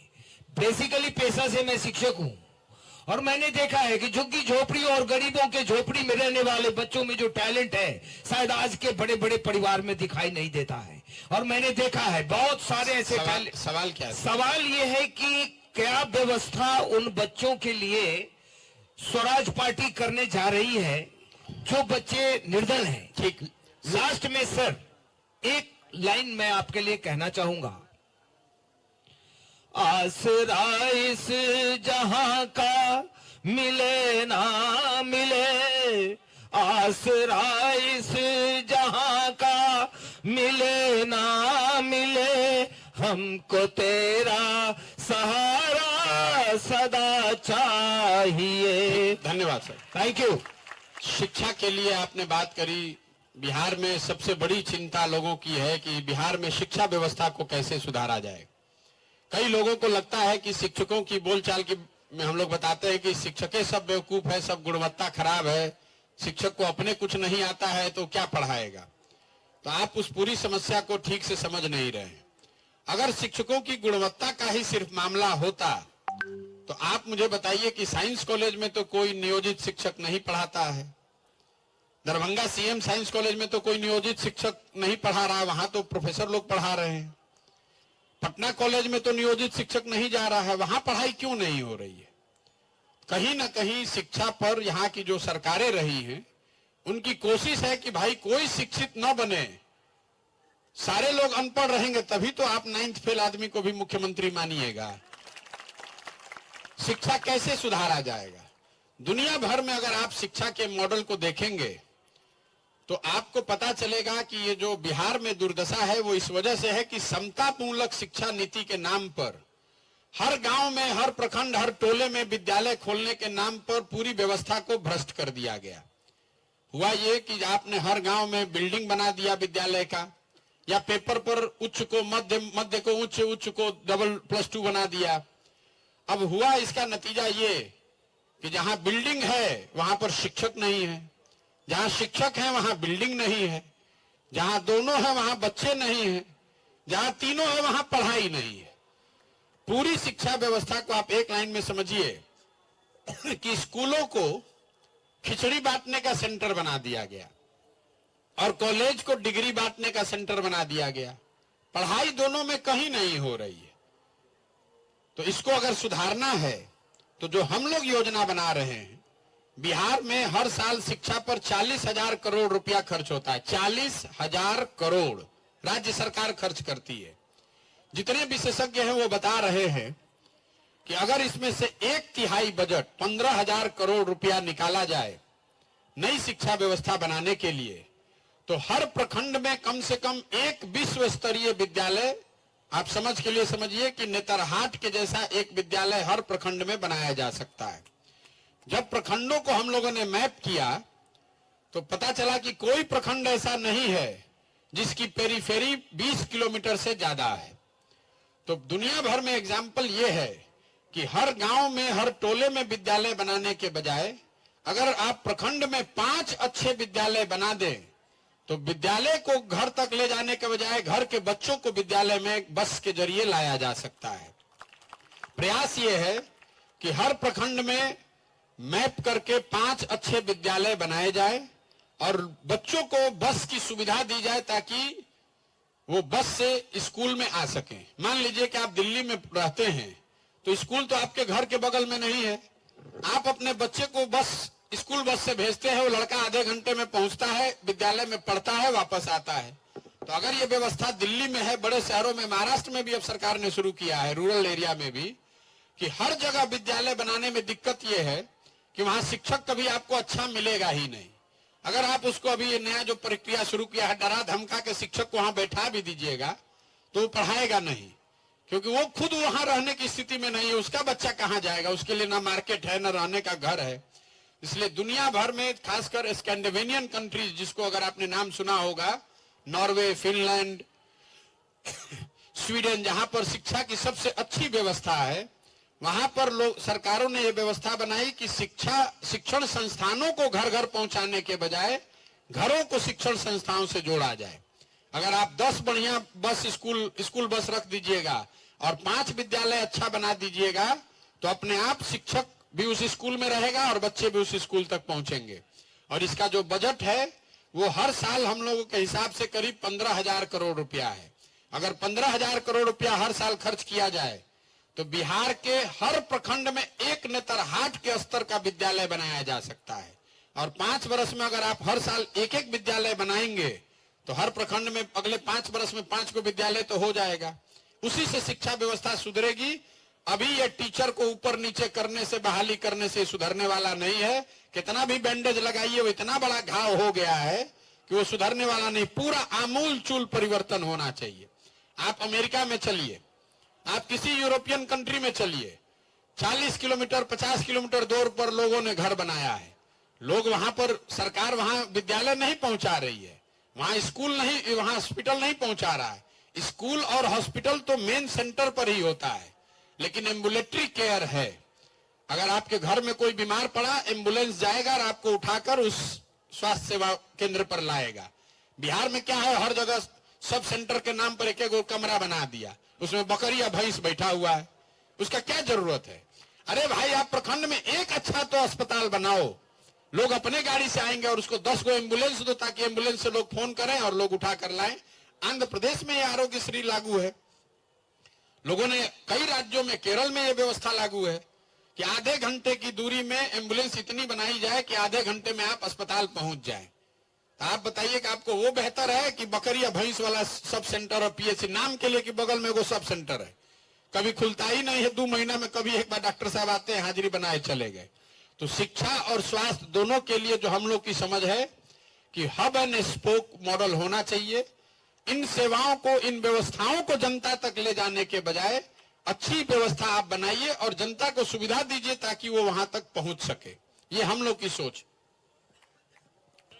हेलो जी इधर सर, आपके राइट हैंड साइड में। जी बोलिए। प्रणाम, मेरा नाम मालती सिंह है। और पहले तो आपने जो भी अपनी बातें बेबाकी से रखी उसके लिए मैं आपकी बहुत बहुत शुक्रगुजार हूँ, क्योंकि ये एक आईना दिखाने जैसा है हमारे बिहार के समाज को। जातिगत हम सब लोग एक दूसरे पे थोपते हैं, लेकिन हम सब जातिवादी करते हैं, सब जानना चाहते हैं। आज तक मैं एक इलेक्शन लड़ी थी और लोग पागल हो गए कि आखिर इनका कास्ट क्या है। अभी तक लोग मेरे कास्ट को जानना चाह रहे हैं और ढूंढना चाह रहे हैं। गूगल पर प्रशांत किशोर के बाद सबसे ज्यादा सर्च है प्रशांत किशोर कास्ट। हाँ बिहार में जी बिल्कुल। तो प्रशांत किशोर की वाइफ और प्रशांत किशोर का कास्ट, ये बिहार में सबसे ज्यादा सर्च आइटम है। जी सर, मेरा भी ढूंढा गया है कि लोग ये पहले सुधरने मेरे वाले husband का नहीं ढूंढते लोग हैं, यार। फिर मेरा ढूंढते हैं। खैर वो मेरा प्रश्न नहीं था। मेरा प्रश्न ये है कि बिहार में चाहे महिलाएं कितनी भी पढ़ी लिखी हो, कितनी भी वेल एजुकेटेड हो, लेकिन अगर वो पॉलिटिक्स में इंटरेस्टेड है तो पहले तो लोगों को लगता है कि पता नहीं कहाँ से आई हैं, उनका कैरेक्टर, उनका फैमिली बैकग्राउंड फलांग ढीलांग। खैर हर पार्टी में कुछ महिलाएं तो होती ही हैं जो साज सजावट का सामान होती हैं। मैं ये जानना चाहूंगी कि अगर आपकी पार्टी पूरी व्यवस्था की बात कर रही है, पूरे सिस्टम को चेंज करना चाह रही है, क्योंकि ऑलरेडी सर इतना ज्यादा छेद है कि 1-2 चीज पे काम करके कुछ भी नहीं हो सकता है बिहार का। ये मैं भी मानती हूँ और कहती हूँ कि नेताओं को मत गाली दीजिए, पहले आप लोग अपने अपने बनियान में झांकिए कि आप लोगों ने क्या किया है। दारू मुर्गा खा के आप लोग वोट देते हैं और चाहते हैं कि व्यवस्था बदल जाए, तो वो बदलेगी नहीं सर, वो बदलेगी, but may be it take time, थोड़ा समय लग सकता है। मैं आपसे ये जानना चाहती हूँ कि अगर ऐसी महिलाएं हो या फिर ऐसा ग्रुप हो जो वेल एजुकेटेड है, पढ़ी लिखी है, जिनको समझ है राजनीति का, सिस्टम का, हर कुछ का, तो आपकी पार्टी उनको क्या देने जा रही है? पहली बात तो मेरी कोई पार्टी नहीं है। दूसरा, देखिए, मैं जब ये 9th वाला बात करता हूँ तो कई लोगों को ऐसा लगता है कि मेरी सोच है कि सिर्फ पढ़े लिखे लोग राजनीति में आने चाहिए। ऐसी बात नहीं है। बहुत शिक्षित आदमी भी बेवकूफ हो सकता है और बहुत कम पढ़ा लिखा आदमी भी बहुत होशियार हो सकता है। हम लोग अपने गांव देहात परिवार में कहते थे कि हमारी दादी बहुत होशियार थी। दादी पढ़ी लिखी नहीं थी लेकिन बहुत समझदार थी। मेरा लड़का बहुत पढ़ा लिखा है लेकिन है बहुत बड़ा इडियट। तो शिक्षा इसका द्योतक नहीं है कि आप अच्छे वोटर, अच्छे मतदाता, अच्छे नागरिक हैं।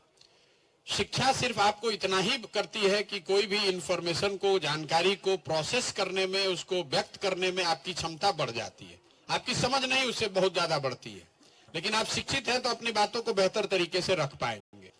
लेकिन हमारे पास इस व्यवस्था में कोई ऐसा रिजर्वेशन का सिस्टम है नहीं। अब तो देश में ही आपके लिए अच्छा हो गया, लागू हो गया आरक्षण, तो कम से कम 1/3 तो महिलाएं लड़ेंगी ही लड़ेंगी।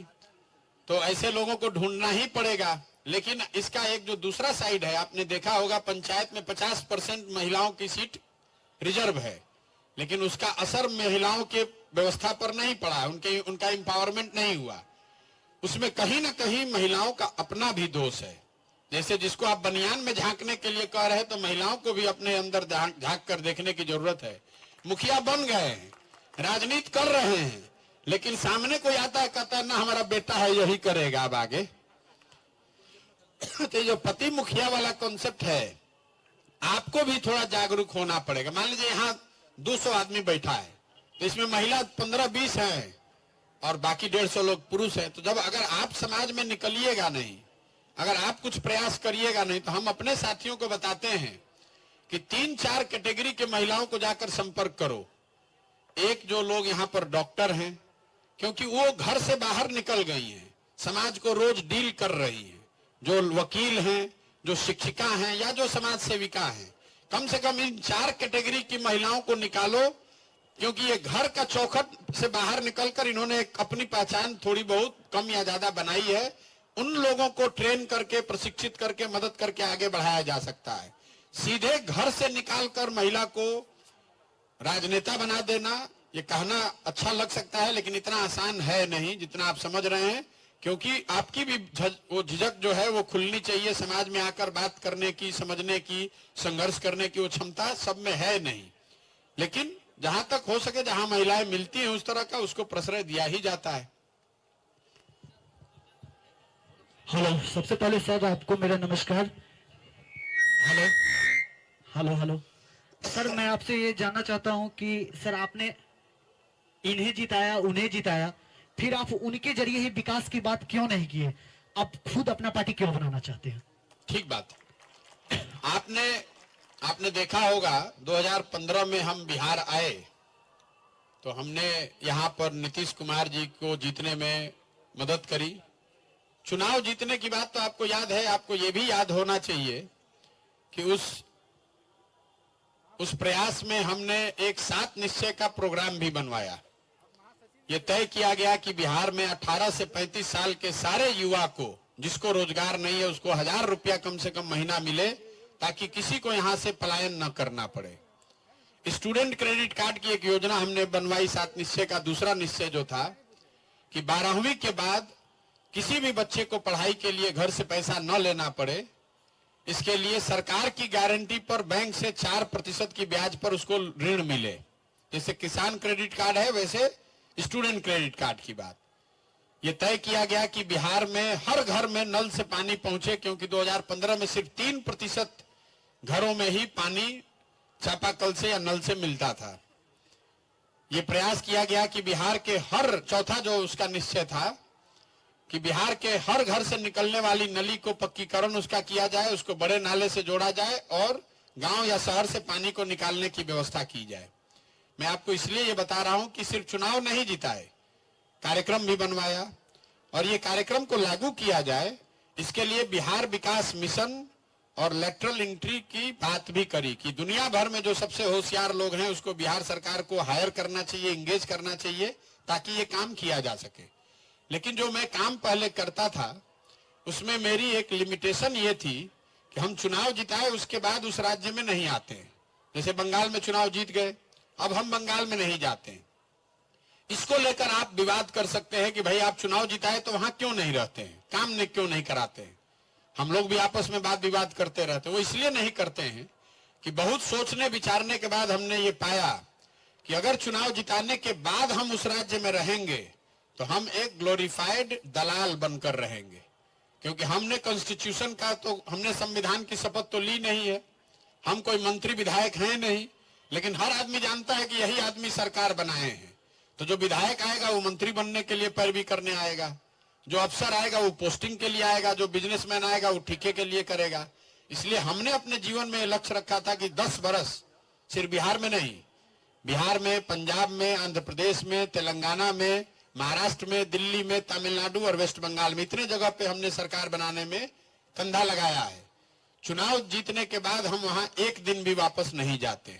इसीलिए आज तक आपने ये नहीं सुना होगा कि प्रशांत किशोर करप्शन के पैसा में पकड़ा गए या वहां कोई ठेकेदार ठेका से पैसा ले रहे थे। ये हमारी अपनी सोची ये कोई इसका सही गलत आंसर नहीं है कि वहां रहना चाहिए कि नहीं रहना चाहिए, लेकिन अगर वहां रहेंगे तो हम दलाली ही करेंगे। अब आपका दूसरा सवाल हो सकता है कि आप अभी क्यों जगह हैं, पहले ही क्यों नहीं सुधारे। अरे बिहार ही जो हम काम करते थे वही तो आपको बता रहे हैं। हम बिहार में भी वो काम नहीं किए हैं, कभी दूसरे जगह भी नहीं किए हैं। आपका ये सवाल जरूर हो सकता है कि भाई ये 10 बरस आप अलग अलग पार्टी से कर रहे थे तब आपको ज्ञान नहीं था। तो वही पूछो ना भाई, तो दूसरा घुमा काहे पूछ रहे हो। आप कोई पहले आदमी नहीं है, सैकड़ों लोग पूछ चुके हैं सवाल। आप इस बात को समझिए, हमारे बाबूजी कोई मुख्यमंत्री प्रधानमंत्री नहीं है। आप यहां सुनने इसलिए आए हैं कि 10 साल हमने वो काम किया। मैंने भाषण की शुरुआत में ही कहा कि प्रशांत किशोर ने अगर 10 साल वो काम नहीं किया होता कि हम चुनाव जिताते हैं, तो सारे मेरे ज्ञान और ईमानदारी के बावजूद भी यहां कोई आदमी सुनने नहीं आता। अगर आप शाहरुख खान हैं और आपको समझिए कि एक्टर बनना है, अभिनेता बनना है, तो आपने पहले फौजी सीरियल में काम किया, फिर सर्कस में काम किया, फिर बॉम्बे पहुंचे। वहां जिस निर्देशक ने, डायरेक्टर ने आपको काम दिया वो काम आप किए, वो पिक्चर हिट हो गई तो बड़े नेता, बड़े स्टार बन गए। फिर आपने कहा नहीं अब खाली रोमांटिक पिक्चर करेंगे, अब रोमांटिक पिक्चर भी हिट हो गई और बड़े नेता अभिनेता बन गए तो आप कहना अब खाली यश चोपड़ा और करण जौहर का पिक्चर करेंगे। और बड़े आदमी बन गए तो कहते हैं ना खाली अब अपना होम प्रोडक्शन करेंगे, 4 बरस में एक पिक्चर करेंगे। लेकिन अगर आप अमिताभ बच्चन के लड़के हैं, अभिषेक बच्चन, तो आप ये कह सकते हैं कि हम पहला पिक्चर जो रेफ्यूजी बनाएंगे वो जेपी दत्ता जब करेंगे तभी हम वो काम करेंगे। तो हम भैया इतने बड़े बाप के तो लड़के हैं नहीं। हमने वो काम करके पहले अपनी पहचान बनाई है। जब साधन, व्यवस्था, पहचान बन गई तब ये तय किया कि नहीं अब जीवन में करना ये है, इसलिए उसको छोड़कर आए। ये ऐसी बात नहीं है कि वो काम मेरा बंद हो गया था तब ये आके करने लगे।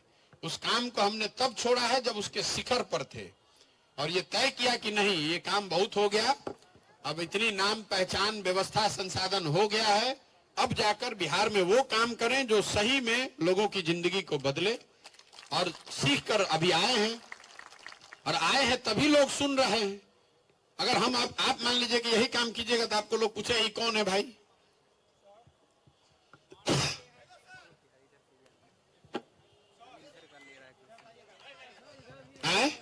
हेलो हेलो, हाँ पहुंच रही आवाज साहब।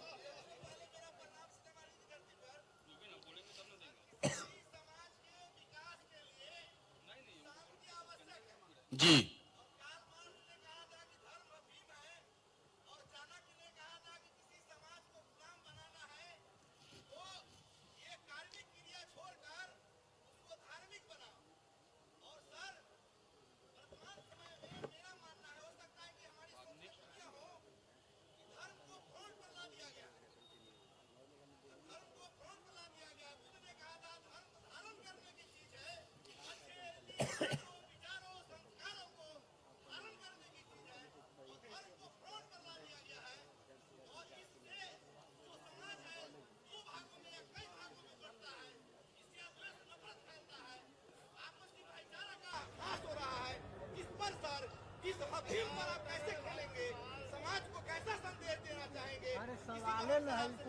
नहीं, ऐसा है, आपकी बात सब अच्छी है, लेकिन धर्म को फ्रंट पर लाने वाले तो हम ही और आप हैं।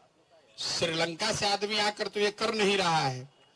हम जब पैदल चलते हुए आ रहे थे तो पूर्वी चंपारण में एक जगह रोड पर बहुत लंबा जाम दिखा।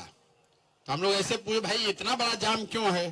तो बताया कि ये शिला जा रहा है, नेपाल से शिला जा रहा है। लोग वो ट्रक पर शिला को छूने के लिए कई किलोमीटर तक एक दूसरे को दबाने के लिए, कूचने के लिए तैयार है कि उस शिला का ऐसे छू दें। तो भाई, अगर आप में उस तरह की अंधभक्ति है धर्म को लेकर, तो कोई ना कोई उसका फायदा उठाएगा, या धर्म की बात हो या जात की बात हो।